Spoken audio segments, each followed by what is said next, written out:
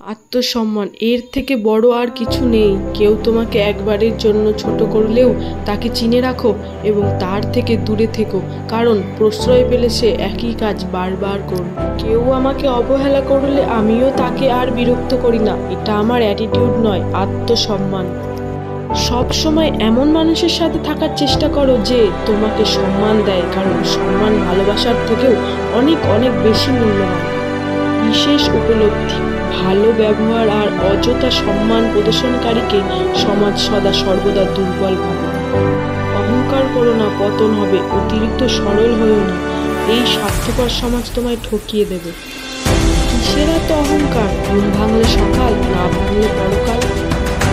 সম্মান জিনিসটা পুরো নিউটনের তৃতীয় সূত্রের মতো, কাউকে দিলে অবশ্যই ব্যাক পাবে। মানুষ তখনই প্রকৃতভাবে বাঁচতে পারে যখন তাকে যথাযথ সম্মান দেওয়া হয়। সে ধর্ম মনুষ্যত্ব, তাকে আর কোনো নাম দেওয়ার দরকার নেই। যার ভিতরে কোনো মনুষ্যত্ব নেই সে প্রকৃতপক্ষে কখনো মানুষ হতে পারে না। মনুষ্যত্ব মানুষকে এই শিক্ষা প্রদান করে যে দানের মাধ্যমে কেউ কখনো নিঃস্ব হয়ে যায়। বিবেক বা মনুষ্যত্ব হলো আত্মার সেই আইনা যা মানুষের ভুল মনে করিয়ে দেয়। কারোর কষ্টে যদি আপনার প্রাণ কাঁদে, তাহলে বুঝবেন আপনার মধ্যে মনুষ্যত্ব এখনো বেঁচে আছে।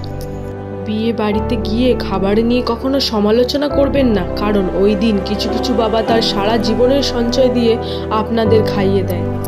মানুষ তার জীবনের ভুলগুলো তখন বুঝতে পারে যখন একটি ভুলের কারণে জীবন থেকে অনেক কিছু হারিয়ে যায়।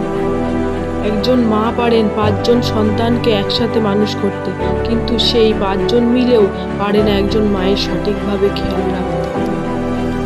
আমাকে নিয়ে কে কি ভাবলো তাতে আমার কিছু যায় আসে না, কারণ আমি কাউকে ইমপ্রেস করার জন্য বা উৎসাহিত করার জন্য জন্মাইনি। যদি সুখ চাও রাত জেগো না, যদি শান্তি চাও দিনে ঘুমিও না, যদি সম্মান চাও ফালতু কথা বলো না, যদি ভালোবাসা চাও পরিবারকে কখনো ছেড়ো না।